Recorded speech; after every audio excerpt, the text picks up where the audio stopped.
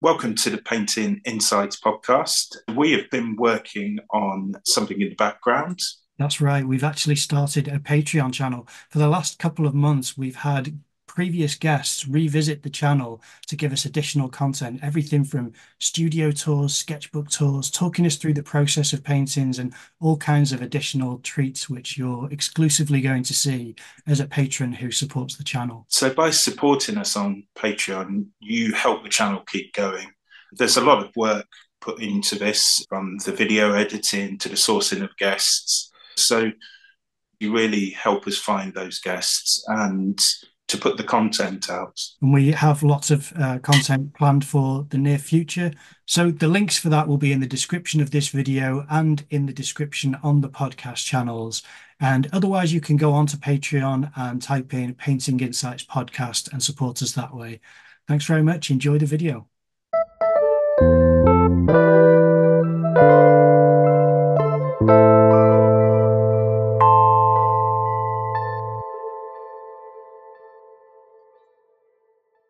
Would you mind introducing yourself for the audience, please? Yeah, certainly. So my name's Hannah Ivory Baker, and I'm a sort of contemporary landscape and seascape painter primarily. But I've also recently started painting sort of floral and still life pieces as well. I work in oil paint, and I think I've been painting, sort of showing in galleries anyway, for the last 10 years, maybe 11 years, something like that. It's gone very quickly. Wow. Um, and yeah, I mean, before that, I coached tennis, and had always played tennis and things. So the art thing just suddenly became something that I really wanted to pursue further and kind of push more.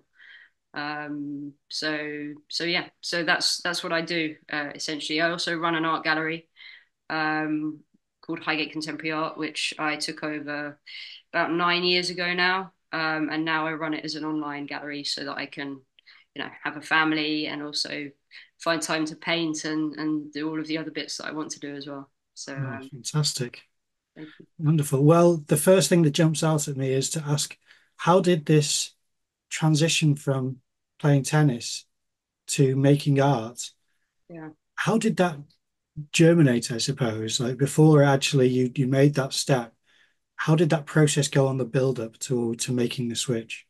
Well, I've always kind of drawn and painted and things from when I was a kid, and I was always encouraged to. My family are quite sort of creative and eclectic in what they do. So their sort of standard ideas are not, the usual 9 to 5. You got to go to school, get good results, go to university, get good grades, get a good job. I've never had that kind of very standard influence.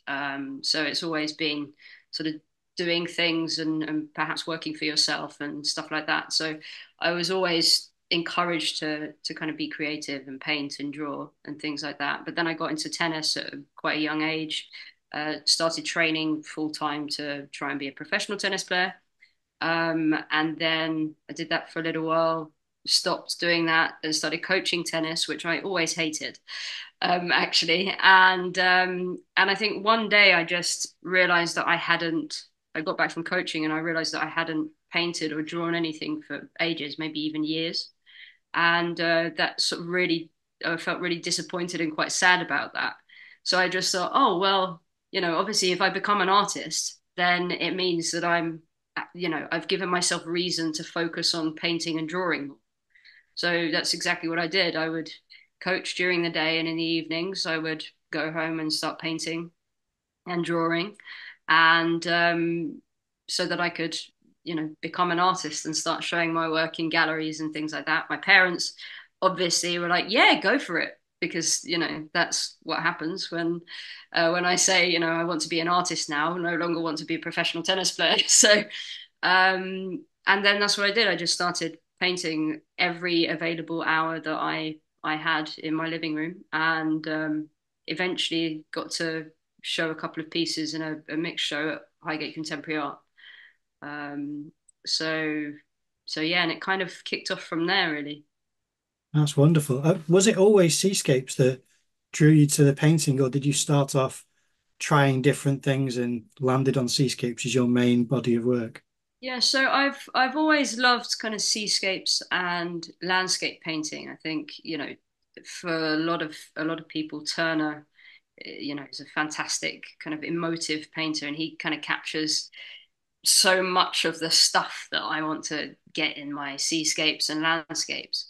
But I've always loved also, just drawing, and because I'm self-taught, a lot of that learning happens through copying photographs and copying images and trying to set up a little still life and draw exactly what's there, and then you know and then the more you do it, the kind of looser you become, and the more you, I suppose, get a little bit abstracted once you've got the basics of composition and perspective and shading and all of those things.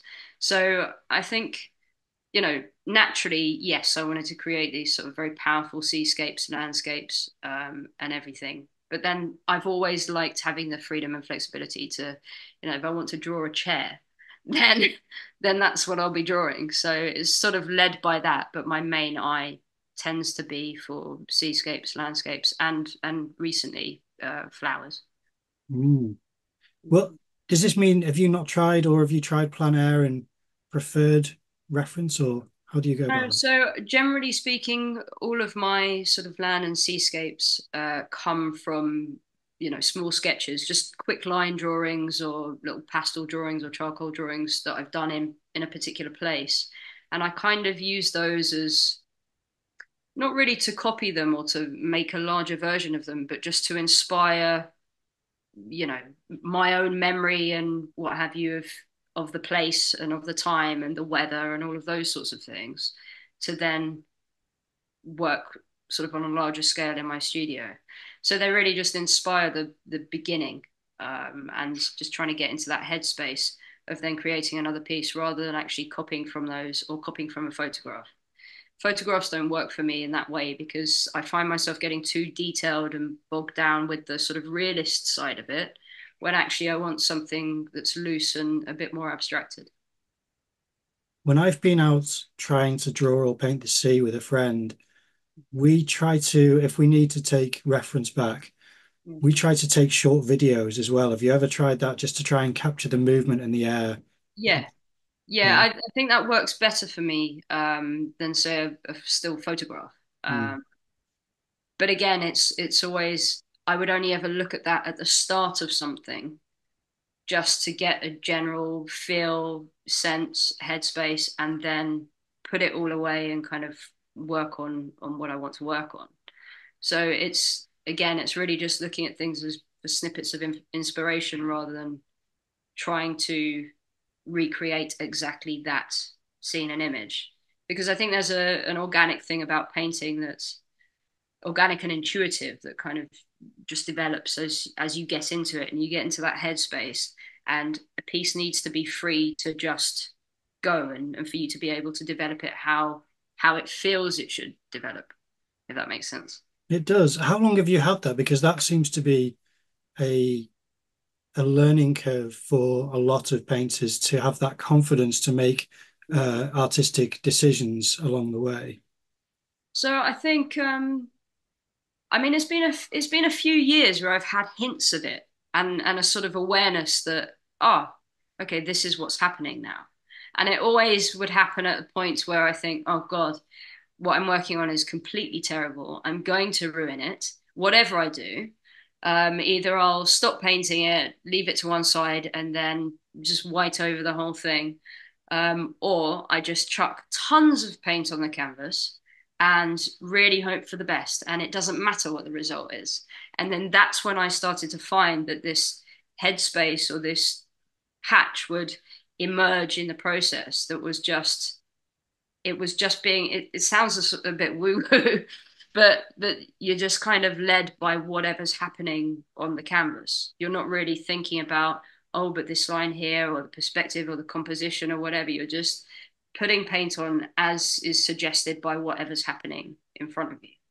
But I think really it's only been the last couple of years where I've really started to understand how to get into that headspace and how to achieve that sort of window of, I suppose it's just kind of reckless abandon, really.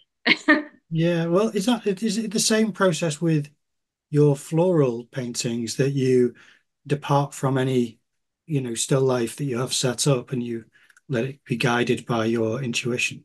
Yeah, I think it's more the case with those pieces, because they're kind of newer to what I've been doing. The way to get the effects that I want to. I mean, texture is a really important element of my work. And a lot of what I do, apart from the piece behind me, although that has some texture in, but a lot of it's really very heavy. They're heavy canvases by the end of the session because there's so much paint on each piece. And I really wanted the textural quality to be the thing that goes across, or the style that carries across all of the different subjects I do.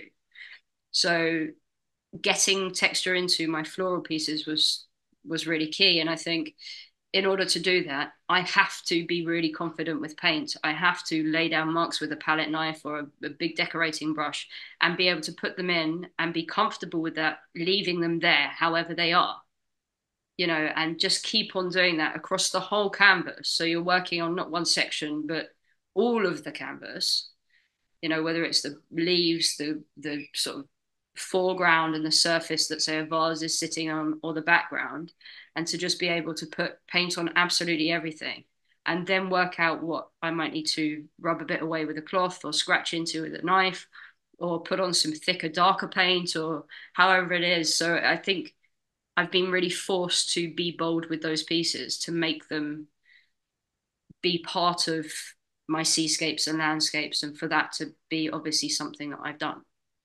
Mm. And your floral pieces do have a sense of crashing waves to them. They kind of explode on the Yeah, canvas in a beautiful way. I love them. I mean, if anything, they're my preference of your paintings because they have so much movement and life to them. yeah, For a still life, it's nice to see that because it's like an energy and excitement. yeah, And as much as we may see flowers as still, they're obviously alive and still moving. So yeah. it's always nice to see that type of action happening on the surface. Is it something which you build in as a continuity, or is it just seems to happen in the process? I think it's just part of it comes out because of the way that I paint, Mm, rather than a conscious decision to have movement. I mean, yes, it's something that I want to have. The still life still needs to have life to it. We're painting, as you say, organic living things, and there is an element of movement. I mean, if you walk into a beautiful garden, it has its own energy and atmosphere and life and what have you. And I do definitely want that to be part of all of my paintings. There is a movement that I think goes across all of them: landscapes, seascapes, and the floral pieces. So yes, in one sense, it is a conscious thing to try and ensure that I've got some life to it. But I think how that comes across is never really something you can plan. But I paint in a particular way. I'm not sitting down, at an easel or whatever. The painting is on the floor, on the wall, um, leaning up against the wall. I literally just squeeze like massive blobs of paint onto the canvas and then just work with it and move it around. I use big palette knives and brushes. And all of that is about trying to get this sort of spontaneity of mark and energy. And I'm working on a larger scale for still life. So a sort of smaller. I mean, I do these small sort of 15 by 15 centimeter pieces, but generally speaking, I'm working a meter by meter up or around that kind of scale, which for a still life is quite a large size to be working on. So you need to have some energy to be able to fill the space and fill the canvas.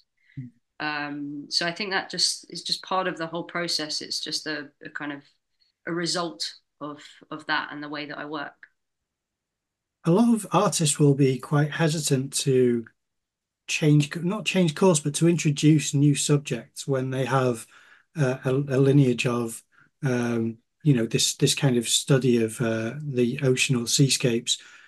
Was that a consideration for you? Is this going to compromise my audience or my image online? Was that a thought at all? Yeah, I mean, I had thoughts about that, because sometimes you can bring in different things and different subjects, and it seems quite a departure. I mean, for me, in my learning how to draw and paint, I've always painted a variety of things. I mean, I love horses, and at some point I will paint them. I've just got to get into that headspace. At the moment, I'm enjoying everything else I'm doing. So I'm, and I've got a lot to, there's always something to learn in what you're doing. But I think it's very important in being creative, you also want the flexibility to be creative. And that is sometimes trying a different technique, trying to use different mediums, painting a different subject. And I think that we need to be allowed to do that. And so for me, I kind of thought, well, no, this is not going to be something that's going to alienate anybody or get rid of people. I mean, if people don't like it, they won't follow me or they won't be interested in my work. That's fine. But how many people are there in the world? I mean, somebody's got to like what you do, right? And even if it's one person and you, I mean, that's still pretty decent. Um, but yeah, so for me, I just thought, well, no, I want to be painting these things. I want to develop my understanding of color, which is one of the reasons that I really started focusing a bit on florals, because I'm quite earthy and quite specific with the palette that I use for seascapes and landscapes. I'm not really one of those artists that understands magentas and fuchsias and sort of really acid greens in a landscape or seascape context, whereas some artists really get it. And yet I understand these colors and blush pinks and magentas and deep purples and crimsons in the context of flowers and hedgerows and actually green. I understand green better in the context of trees and flora. So really doing these kind of paintings was about understanding color and how these different colors sit with one another to be able to improve my landscapes and seascapes as well. So for me, it's about having sort of creative flexibility and autonomy to be able to introduce the flowers. Also learning and just having a better understanding of color. And, when you're applying the same process to a different subject, very often you get something back from that that can carry through or that can improve and help you achieve something that you had been trying to achieve, but you didn't know how to do in what you would consider your main subject, landscapes and seascapes. So, I wasn't worried about what people would think about it because I don't paint for other people. I paint for me, and if other people like it, and I hope other people like it and buy it because it enables me to paint. But ultimately, this is something that I want to do because I don't want to do anything else. I just want to paint. So, I have to be able to be at least feel kind of flexible in the work that I want to create and the subjects I want to put out. How did you go about learning? Did you seek out mentorship or did you go for schooling in any way, or was it a bit of all sorts of ways of learning? How did you do that? Um, so I just read books. I looked at paintings I liked. I go to the National Gallery an awful lot and sit and look at paintings and think, oh, I wonder how they did that. How did they get that kind of effect where they've got almost like glass colors over other colors and that really, thick texture of paint. How did they do that? How did they achieve that image? How did putting on a thick blob of paint over that make it look like this was miles away and this is really close to you? So it's just kind of looking and learning and then trying to emulate, looking at things and working in a sketchbook and just putting on thick blobs of paint and using charcoal and getting a piece of bread and trying to rub into it to create your spaces and your light and really just like that. It was just a process of reading and observation and then just practice more and more and more and more practice, so that you become more confident. You kind of center upon and focus upon the materials that you really enjoy using and that you have a sort of natural affinity with, and then really trying to work with those to achieve the things that you like in work and sort of that you like in what you see out and about. So it's just that really. I haven't done any. Actually, I did an art GCSE and I got an E in it. So that was really useful. And yeah, that's it. as far as mentoring and things like that is concerned, I mean, I've had the benefit of having a gallery and being able to speak to lots of different artists that I looked up to and still look up to, obviously, not past tense, and just work with art and be around art all the time. I found social media incredibly helpful with that as well. I started posting on Twitter because I don't think Instagram was a thing when I first started doing it. And I found that all of a sudden I had this virtual world of artists and creatives that were all very sharing with different ideas and with feedback were very constructive and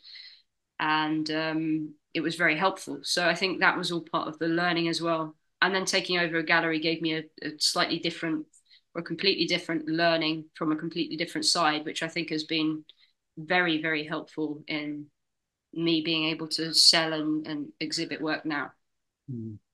I have found that the artist community is very supportive Yeah, if you're making a sincere effort to absolutely. contact people and learn things. Are there any books that you would recommend that you got early on or later on, or at any points where you feel this is actually worth people reading if they haven't come across this and I learnt a lot from it? Yeah, I mean, do you know, I didn't actually read any particular books on technique, or sort of the because I think I had some basics from my mum. She's very good at painting and drawing, and actually my dad's very good at copying stuff. But certainly from her, I got some, all the basic kind of grounding that I think you need to be able to create a decent composition, and to understand light and shade and all of those things and a bit of perspective and how to draw a cube and all of those basic things. So for me, it was really just about any books that I had were sort of Constable's oil sketches, Turner and the Elements, and they were just books like that. Monet's Water Lilies, um, any books like that that really were showed the sort of work of artists that I really liked, Mm. and often they were sort of landscape, seascape artists, and then there'd be the odd sort of much more, I suppose, abstract landscapes and things like Anselm Kiefer and yeah, that I would just find really just interesting. Mm. And I think him much more so from a textual point of view.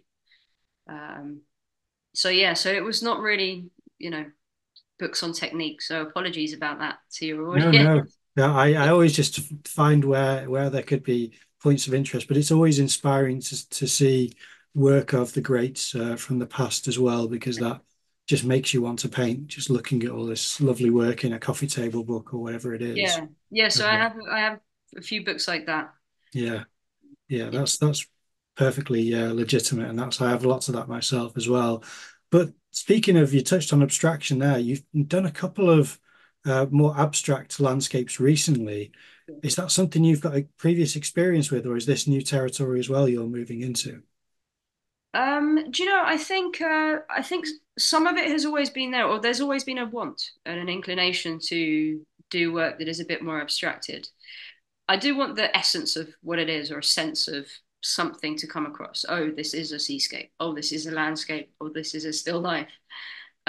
Because for me, that's an important, that's the subject.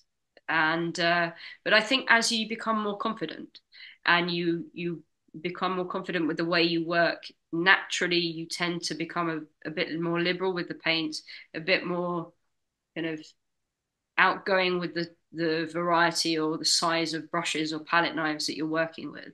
So you kind of move from these small little stupid things to much larger sort of tools. And I think as all of that develops, naturally you tend to. I think this is across every artist and probably every art form, no matter how sort of tight your work seems or how realist, there's always something that you're trying to push in a more kind of loose direction. Um, I remember speaking to one artist who works in still life, and he does very fine still life painting. And his thing was about how thick he could get that little blob of white to show as the reflection or the light catching on a bit of glass or a porcelain vase or something. And he would try and really, go to the extreme of what what would work within the composition, and what would just be this tiny little blob of white paint or yellow paint or something. But I think it's just, again, those things just come from being confident. So naturally, in the way that I paint, I tend to get a bit more abstract. And I'm quite fine with that. I'm quite comfortable with it. Mm. I like it. I think it brings a different sense to what I'm trying to do, and it brings a different atmosphere. And that atmosphere and how it's achieved is abstract. um, so yeah, I think it's something that's just naturally developed as I've become a more confident painter. Mm. I'm by no means there. No, no, we're never there, I suppose. And yeah, I don't want it to sound like I feel as if I'm the finished thing, because that's just not ever going to happen. No, no, I don't get It's a a sense deep of it. frustration, but also wonderful, and keeps it all kind of vibrant and interesting. Yeah, no, of course. I was wondering as well if there's any constraints or any rules that you abide by or any restrictions you put on your own practice, not in a negative way, but some artists will say, I'll never mix black because I can make a more interesting dark with this, or I'll never use straight edges because I can always have a bit of movement instead of things like that, or I'll go by an 80-20 rule or something like that. Is there anything you follow for yourself? Do you know, I've in the past I've looked at all of those and I've thought, oh, I'm never going to use a color straight from the tube. I'm never going to put in a straight line in a landscape. I'm never rubbish. I'll do whatever I feel the painting needs as it's developing. So no, I may not start out to use any black. And actually, generally, black is mixed with, I don't use a straight black.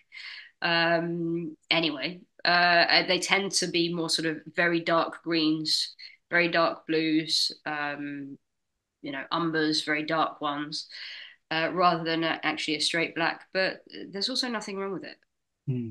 So I think you just need to go with whatever you suddenly feel the piece needs. And if it needs a massive blob of black, then just put it in because it doesn't matter. Yeah. I think as long as what you're doing isn't really going to compromise the actual painting quality itself, you're going to end up with chunks of paint falling off the canvas, and it's Hmm. going to be unrecognizable or completely defaced unless that's what you want to do. But in the space of a few months or a few weeks, then I think, we have the ability to paint straight lines if we want to. Hmm. So no, I've thought at various points throughout painting that I will absolutely never do any of these things, but that's just not reality. And I'm No. quite fine with it now. Oh yeah.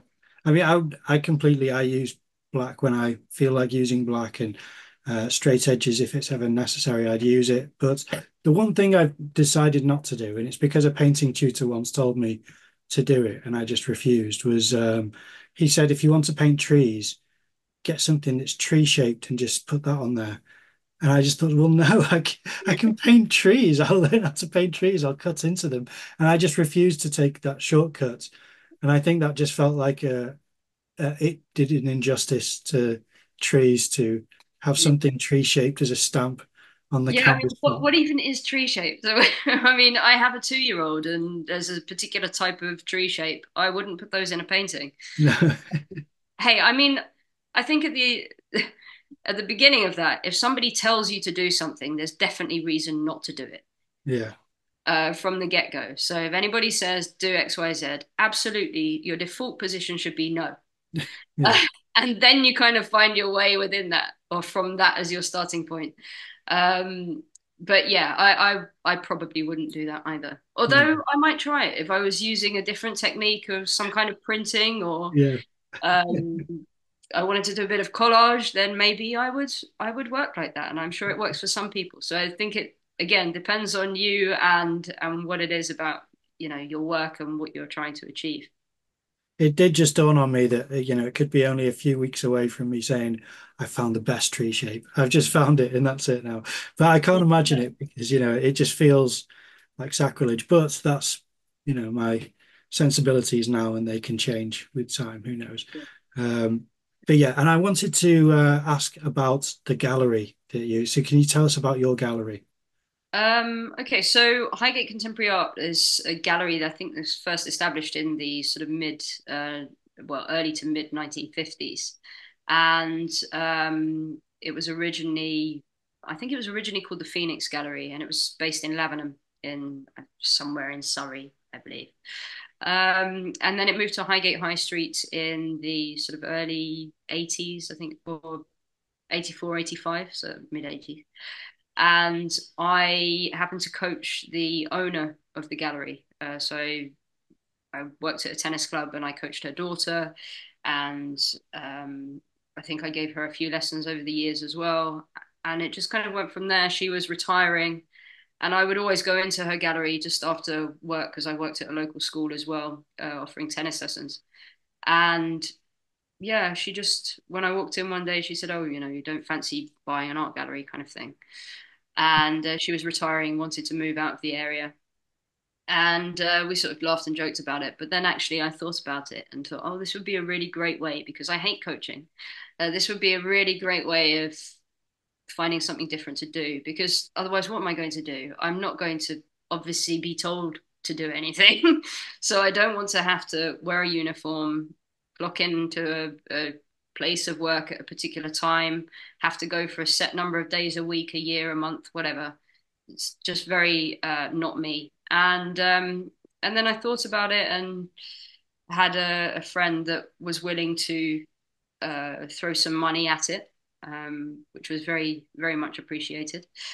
And yeah, and then I think a year or best part of a year later, I suddenly owned this large premises on Highgate High Street, had a whacking great hit of rent and rates that I needed to be able to service, and thought, crikey, what on earth am I going to do now? Kind of thing. I don't know the first thing about selling art, but I do have an understanding of basic selling and providing some kind of service. So, and I love art. I don't know my art history because I haven't got a degree in art history. I don't know everything about the artists of the past and the different names and terminologies of all of the different movements. But what I do have is a deep love of art, and I understand painting. I understand processes of painting, different mediums, materials, techniques, so I can talk to people about it in that way. Um, and really, that's all you need. And the rest of the sort of business side of things, the admin side and accounts and all of that, you just learn because you have to, because you've got to service a whacking great load of rent and rates. So, so yeah, but now I've probably worked with, or I work with maybe 50 to 100 artists throughout the year on various different exhibitions, open calls, and it all works online now.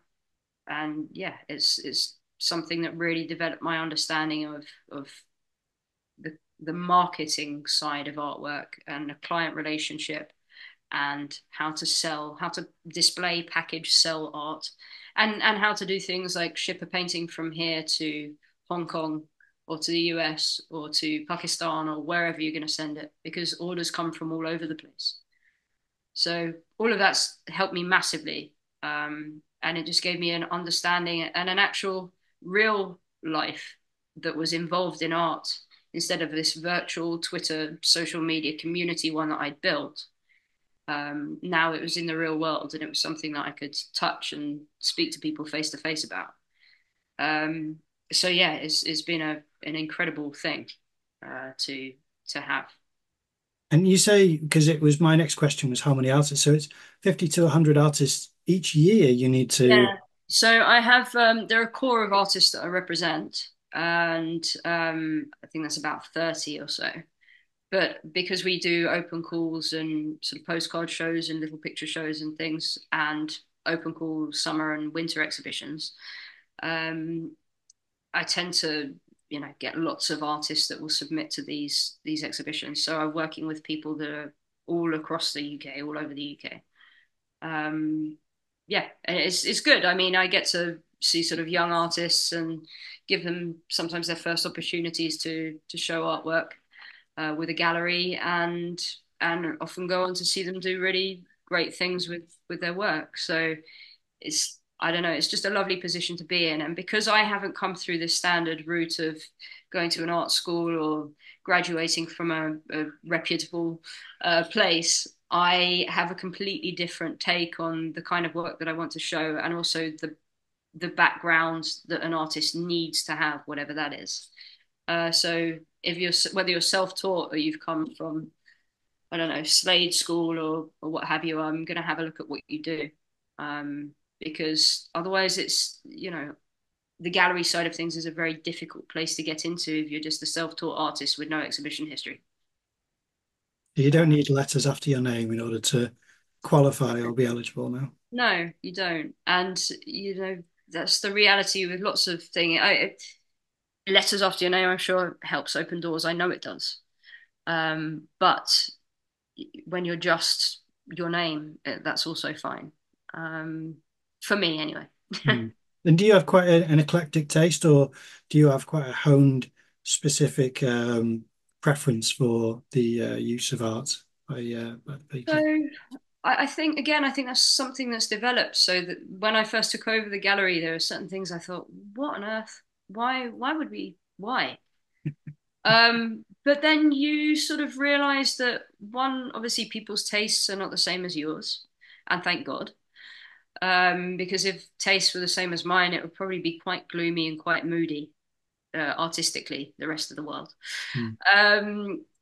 But also, you can see value and quality and artistry in all sorts of different styles, and sometimes it means that you end up really, really enjoying and really loving a painting that you thought, my God, I absolutely would not be able to stand that at all.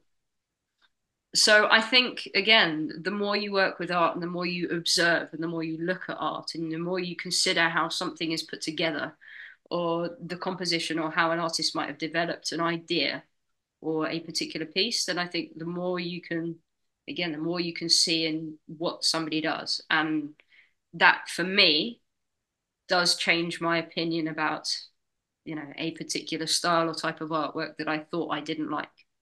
When actually, no, my taste now is quite broad, quite varied, and quite eclectic. That's good. Yeah. I don't know if you're aware. I'm fortunate enough to work with a chap called Ralph Sanders in North Wales who has a gallery here called Finner Park. It's very successful. Okay. Yeah, Yeah. it's a lovely gallery, and I've been able to go on trips with him to see artists when he does the selection process.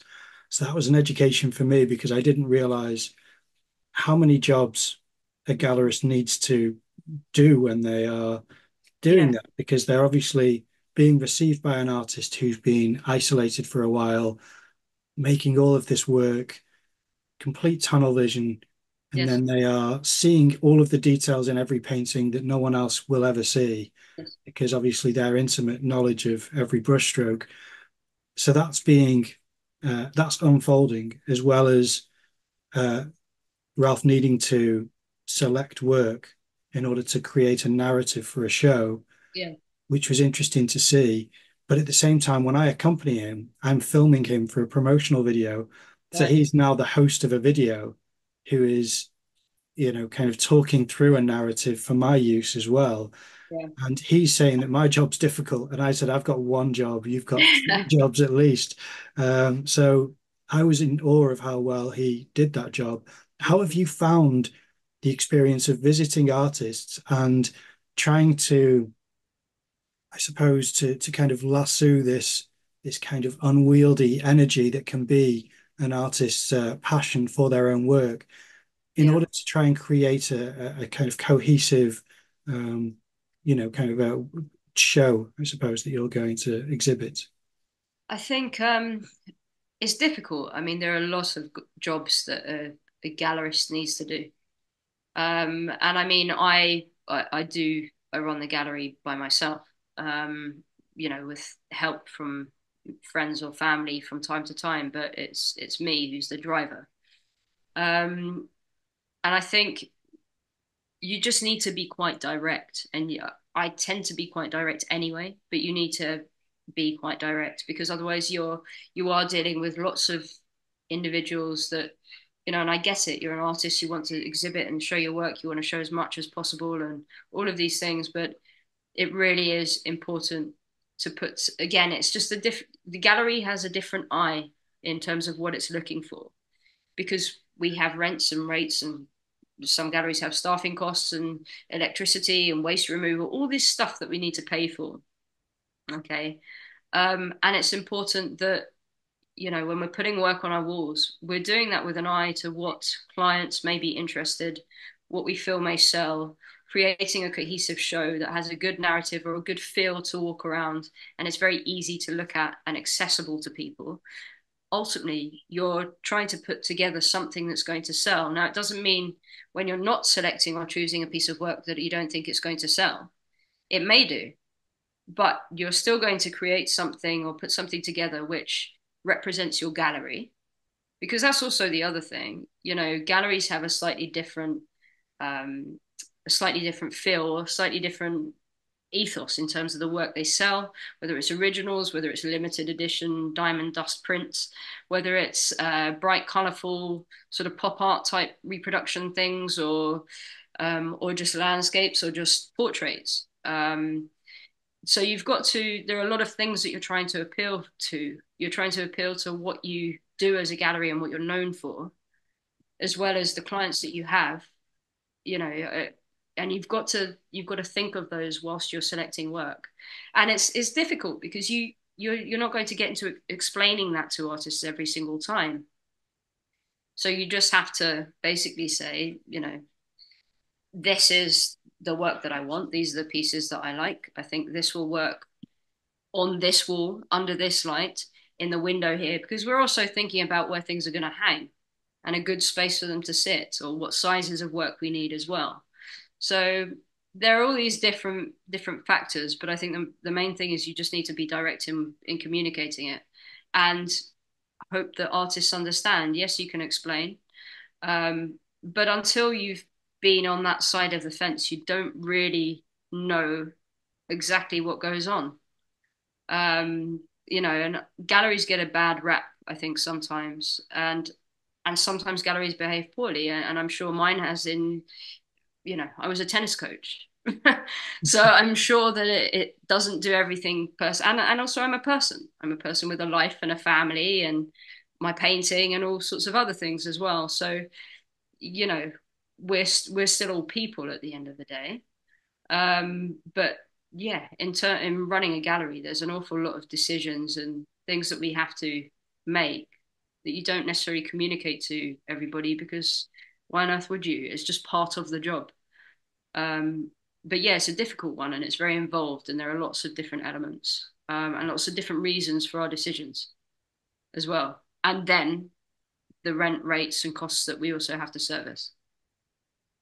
So, you do what you can to be as inclusive as possible, but you've also got to be mindful of the fact that if you don't get it right, then you won't have any business, and there will be no outlet for any of the artists to show their work.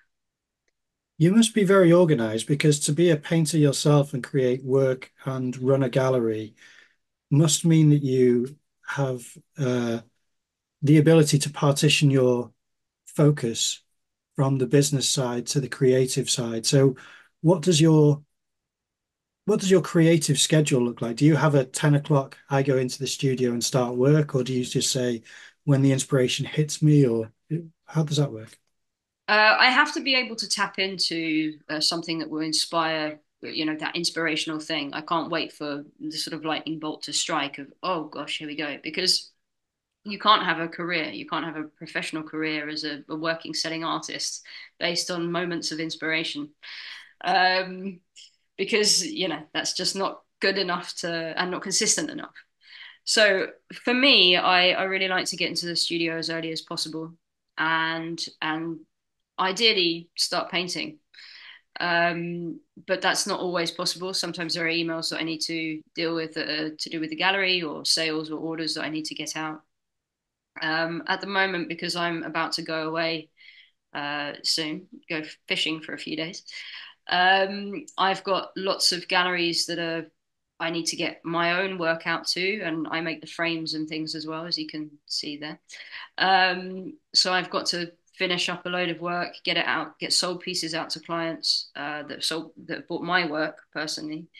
Finish off frames, get stuff out to galleries all over the country before I go. So at the moment, the focus is, I've got these things to do with my own work, and they need to be fulfilled because, let's face it, I have rent and bills and a 2-year-old at home that I also need to feed. And I'm going away, and when you're self-employed and you go away, you don't get holiday pay or anything. So you need to make sure that everything's sorted out. So it's a bit of a stressy time. And it just means that I have to focus on doing those jobs rather than actually just painting, which is the thing that I always want to do the most, which is just get painting. But yeah, I do need to be quite organized about, okay, I've got this amount of time and I need to get these things done. So I just need to get in as early as possible, work for as long as I possibly can, and just work through the list of stuff. And then once I've gone through that, it doesn't matter what happens, I need to get through this list, and then I deal with everything else that adds onto the list as I'm going. But yeah, it requires, I think, a reasonable sense of organization. And I reckon I have that.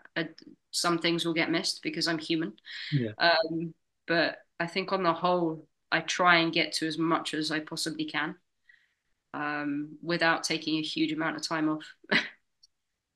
But does the sketchbook go onto the fishing boat with you? Are you able to say it all has to stop and I go onto the boat, or do you go, I'll take a little sketchbook onto the boat just in case there's a moment? Do you know, sometimes I like to have a sketchbook and stuff with me, but I think actually this summer, and we've got a few sort of shorter trips planned, I'm not going to bother because I actually want to be able to just switch off from it.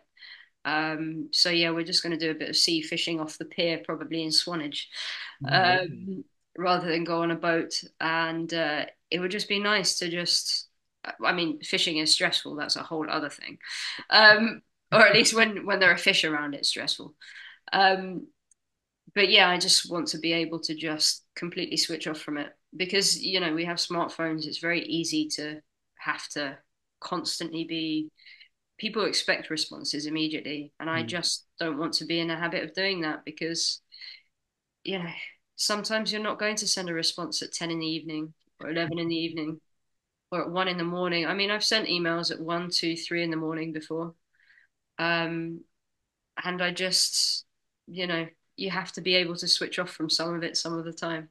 I'll probably still post on Instagram every so often, but they'll mostly be boring like fishing posts. Well, that sounds healthy. Yeah. Now, if I could talk about what I saw on your Instagram, is that I'm only briefly going to ask about this. I normally don't ask about things like this, but because you posted about protecting yourself against AI using your work, Yeah. that does seem to be a new um, factor which a lot of artists need to consider. Yeah. Um, and I've done the same thing where I've taken the steps to object, I think it is, where you just object to your work being used. Yeah. So, yeah, what are your thoughts around this new technology? My thoughts are that whether we opt out of things or not, it's inevitable and it's already happening. Yes, you can do as much as you want and possibly can to protect yourself from these kind of things, whatever protection actually is. I don't know.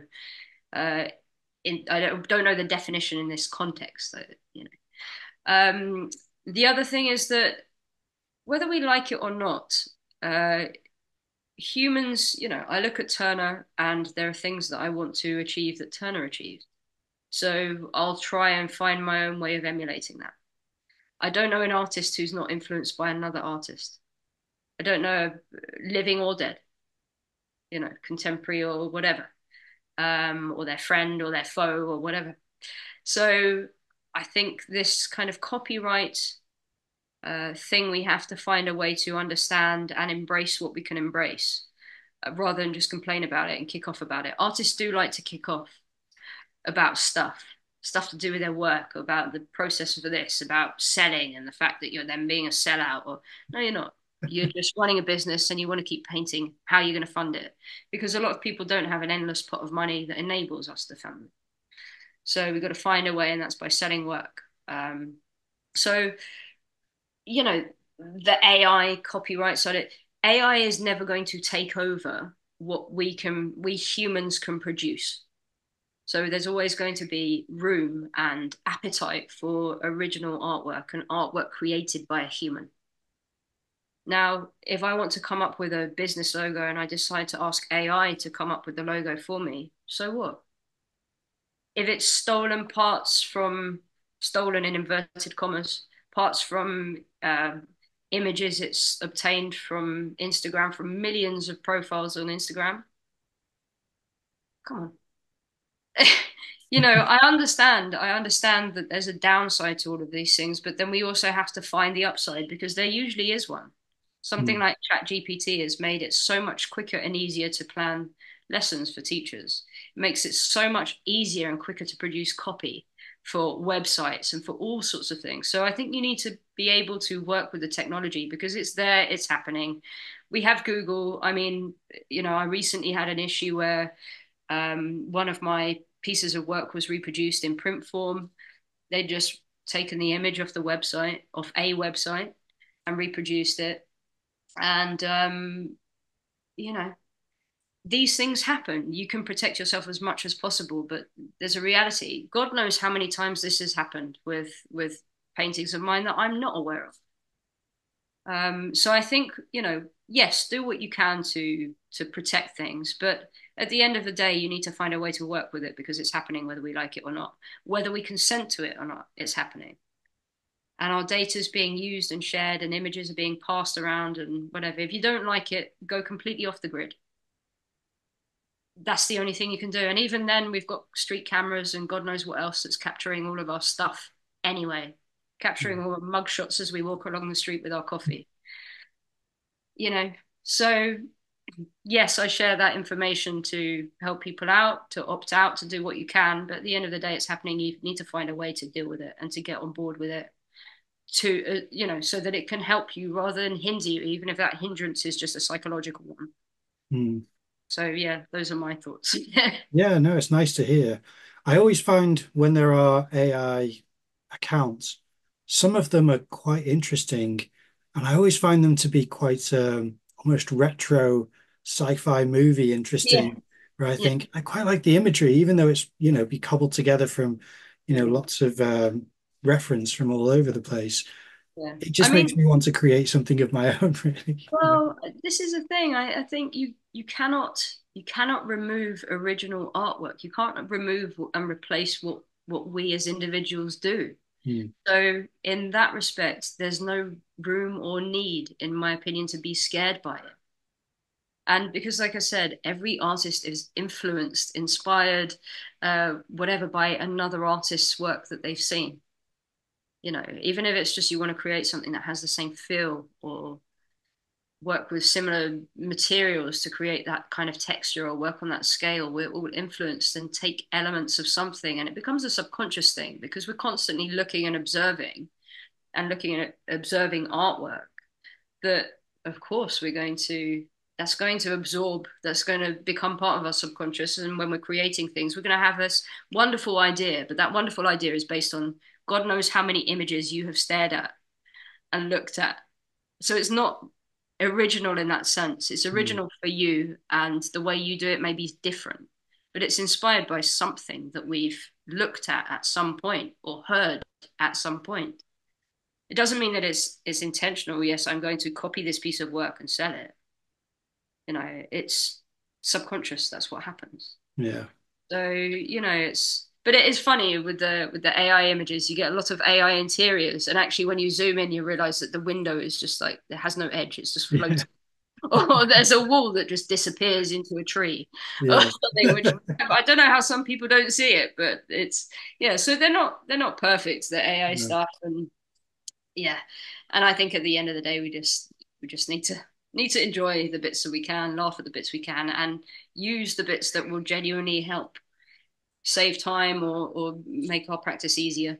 I do wonder as well, because we're at the moment seeing AI as the product, and we're not seeing what artists usually show, which is the process, where Yes. we experience something vicariously through the actions and the sounds that are provided in the video. Yeah. That's not something I've seen AI try to generate, and that could be interesting to see if it is trying to, not it, but people are using AI to try and emulate what content creators film and edit, or whether it will, just divert into its own language at some point, which I'd prefer it do. It'd Yeah. be nice to see AI do things that we can't do, so that it's not a competition. It's more, Yeah. a different product of its own. But at Well, the same time, it yeah. will probably be both. Yeah. I think it will probably. I mean, it probably already is both to Mm, a certain extent because things will be worked on that we're not privy to. I suppose. But I mean, at the end of the day, certainly at the moment, the AI in itself is it learns through us. And it learns from us. mm, So whatever we're putting out, that's why it will scan all our images. That's why it will mm, trawl through rather everything that we do, because it requires us to learn and develop and to be able to behave and function in a certain way. Um, so at the end of the day, I mean, maybe if we just all stop learning and sharing content, then AI will have nothing to go on. it will suffocate. So we'll just. I'm sure it will suffer. Yeah. But yeah, anyway, before I let it get too late, I need to ask you about a couple of things that are important staples for the podcast, which first is, what is your color palette? If you can share with us the colors that you use, if you have a set palette, what those are. So for landscapes and seascapes, it tends to be ultramarine, sort of a raw sienna, uh, a raw or burnt umber. It depends on what I have on me. Black, white, and I'm missing something and something else. Mm, And usually like a sort of maybe a cad yellow or something like that. Something that will help me mix a nice sappy green. I always like yellow and black to make a green because it just gives a nice tone to it. But I tend to keep it mostly to that sort of core that I said, and the yellow. The reason why I get confused, sometimes it will change from sort of a yellow ochre or Naples yellow. The yellow will change up a bit. Um, but yeah, so that tends to be my palette, which is again why I started then painting flowers because it allowed me to put in crimson and all of these other different greens and turquoises and things that I wouldn't necessarily use as my core set of colors. So do you use earth colors instead of a red, or do you have a red that's just less uh, Uh, if I use a red, it's burnt sienna. really? Yeah. Interesting. That's really good. So I tend not to. Yeah, red's a color I just again I in a landscape or seascape sense I just can't work with. Whereas a burnt sienna mixed with a bit of white makes just these beautiful, soft, slightly earthy pinks and sort of orange pinks, salmon pinks. Mm. Um, that I can work with. And burnt sienna as a color, I just seem to understand it, how it mixes better, and That's how so important, isn't it? yeah, yeah. Yeah. And is So this for your floral still life pieces as well? so the florals, most of my green is yellow and black. Sometimes I'll chuck a bit of the sort of cerulean or just any other type of blue. I use a lot of ultramarine anyway, but I can throw in different blues because I can be a bit less restricted. I feel less restricted in what I can do with the floral stuff because there's just more color there Mm. for me, which is ridiculous because I mean these flowers and things exist in the landscape, but no, so I'm much more flexible. I have deep violet, crimson, have some lovely pinks, so just all sorts of different colors Mm.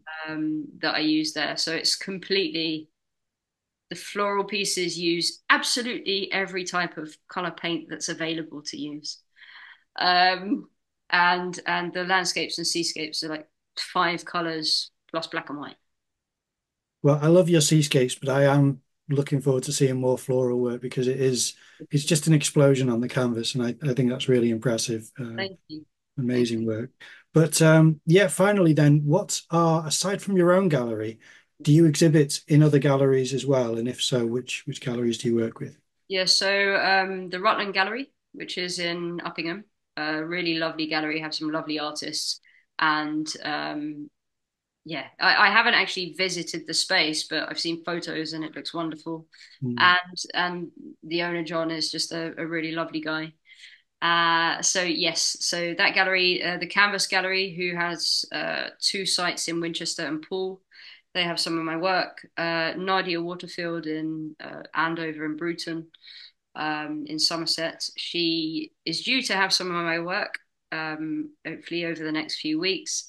And another gallery called Whitewater Contemporary in Cornwall, that I'm due to send some work down to.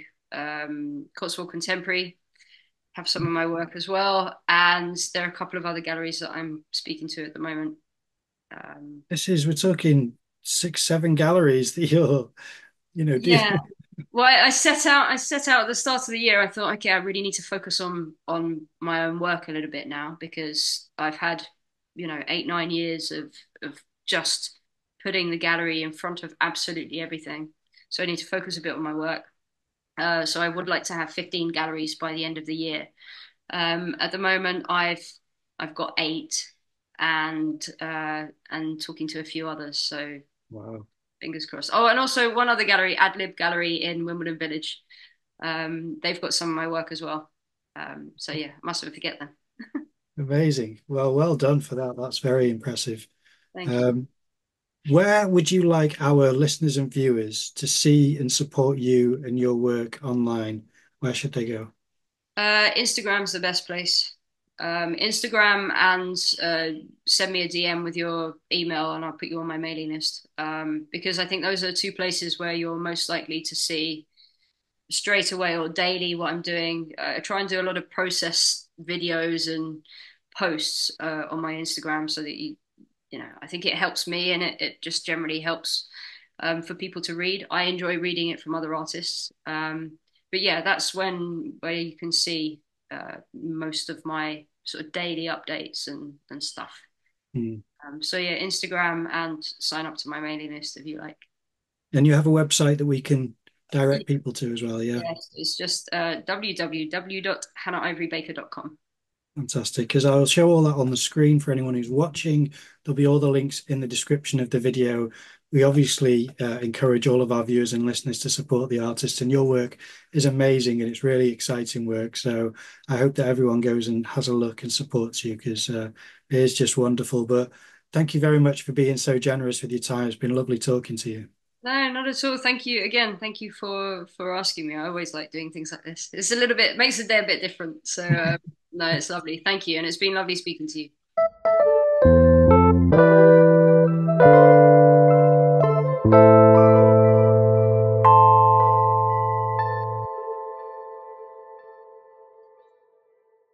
Well, we hope you enjoyed that episode. If you can support the podcast by leaving a like or a comment down below, that would really be great. But what we'd really like is if you're able to leave a review on the podcast channels, wherever you listen to it or download it, because that helps us get spread around the internet so that more people have access to us and able to see what we're making. Also, follow us on Instagram, and we'd really appreciate it if you like and engage with our posts. Help get the podcast better known. Thanks for listening.